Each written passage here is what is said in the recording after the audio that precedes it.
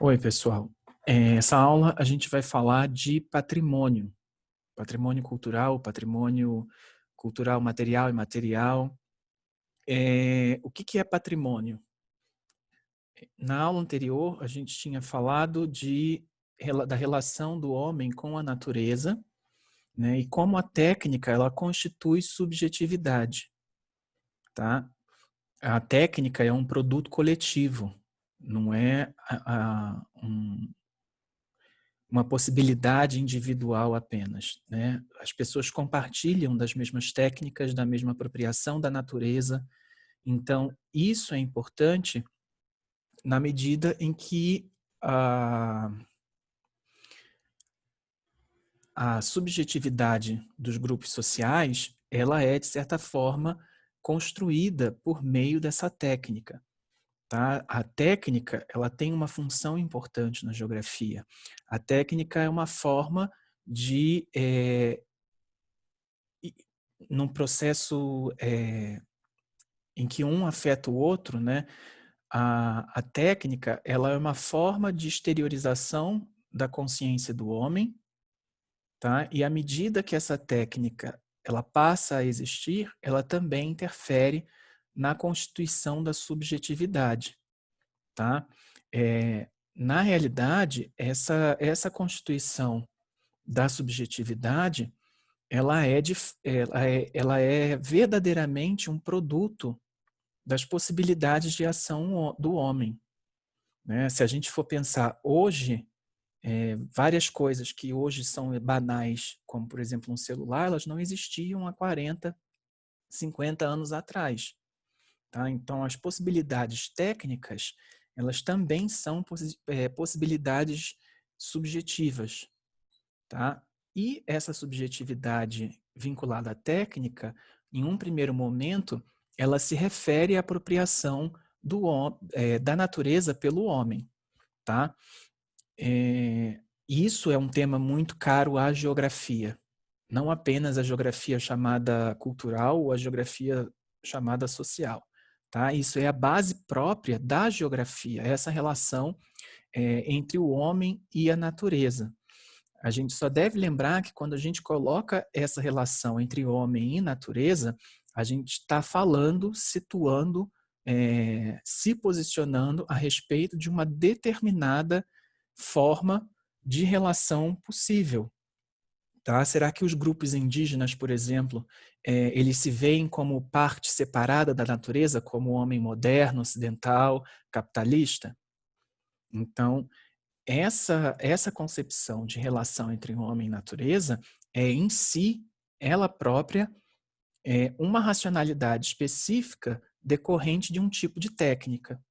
Tá? Será que a relação entre homem e natureza, entre um indígena isolado da Amazônia e um morador de São Paulo é a mesma? Claro que não. Tá? Esse processo de adaptação do homem ao meio é um processo né, básico próprio da espécie, mas que vai encontrar especificidades locais, né, tanto em razão da diversidade da natureza, quanto da diversidade do próprio homem. Então, no processo de adaptação, o ser humano ele constitui essa subjetividade, né, em outros termos, uma identidade de grupo, que é muito importante para que o ser humano possa sobreviver ao longo do tempo.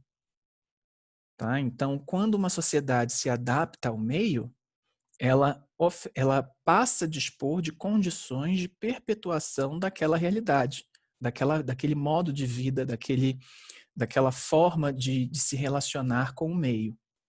Então, o que de específico tem nessa forma de se apropriar e nos produtos que essa forma específica de se apropriar, né, ela vai estar muito relacionada à noção de patrimônio. Tá? Patrimônio, na língua portuguesa, heritage em inglês, é fundamentalmente aquilo que o homem produziu, tanto materialmente como imaterialmente, depois a gente vai falar disso, é tudo que o homem produziu e que o próprio grupo percebe, ou um outro grupo também, né, percebe que aquilo deve ser de alguma forma preservado, tá? Se eu estou falando de preservação de patrimônio, numa perspectiva mais inicial, eu estou falando, por exemplo, do patrimônio edificado, prédios construídos, prédios históricos, obras de arte, que merecem e devem ser preservadas para constituir, né, a memória daquela sociedade, mas ao mesmo tempo que ela constitui parte dessa memória, ela também projeta para essa sociedade o que essa sociedade deve ser, tá? Então, nesse início, se trabalha fundamentalmente com produtos, né, sejam construções, prédios, sejam obras de arte, que determinada sociedade afirma que devem ser preservados. Tá? E isso abre uma discussão que é muito importante. Quem define o que deve ser preservado numa sociedade? Então, as discussões de patrimônio, elas vão sempre trazer que memória um questionamento sobre que memória é essa que tem sido preservada. Né? É a memória de quem? É a memória da sociedade como um todo? Tá? Recentemente, a gente viu, por conta dos protestos contra o racismo, de combate ao racismo, a destruição de monumentos que se remetiam a escravocratas. Na Inglaterra ocorreu isso, a gente já viu casos de vandalismo em São Paulo também. Então, assim, como se constrói essa memória? É a memória de quem? De que grupo? De que parcela da sociedade que é perpetuada como constitutiva dessa identidade? Tá? Obviamente, isso é uma questão política. Tá? Quem tem condições, quem é reconhecido como o portador dessa narrativa de que aquilo deve ser preservado e aquela outra coisa não. Tá?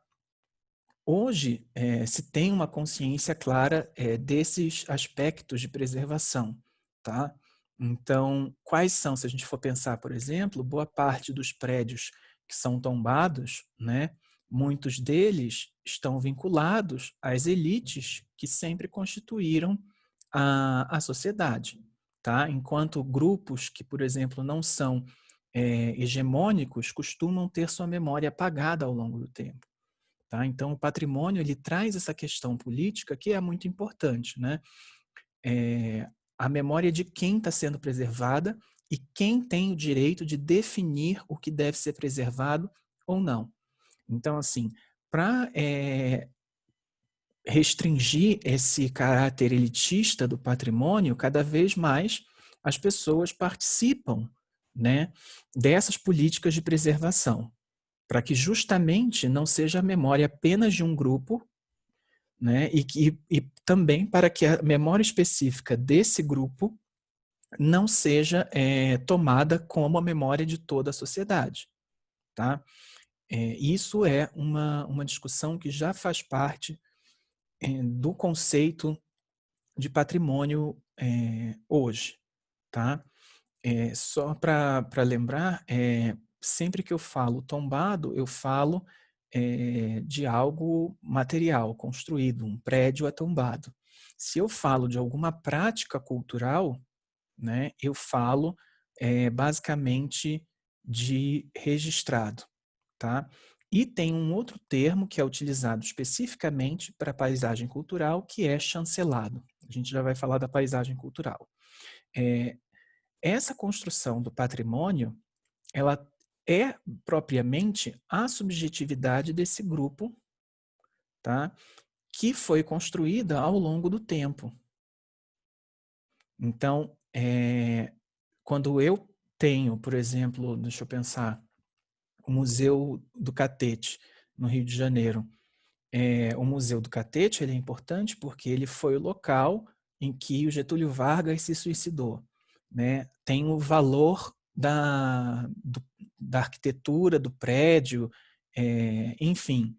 Então, por que eu vou tombar aquela construção? Que memória eu vou preservar a partir da preservação desse bem tombado?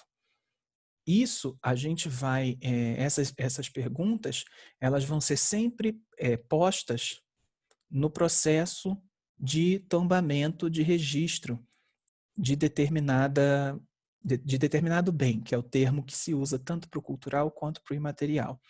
Por exemplo, a capoeira, hoje ela é registrada como patrimônio cultural imaterial, tá? Mas a capoeira, no início do século XX, ela era perseguida como coisa de vagabundo, de criminoso, era proibida, enfim. E hoje se tornou um patrimônio do Brasil, tá? É reconhecida pelo IFAM.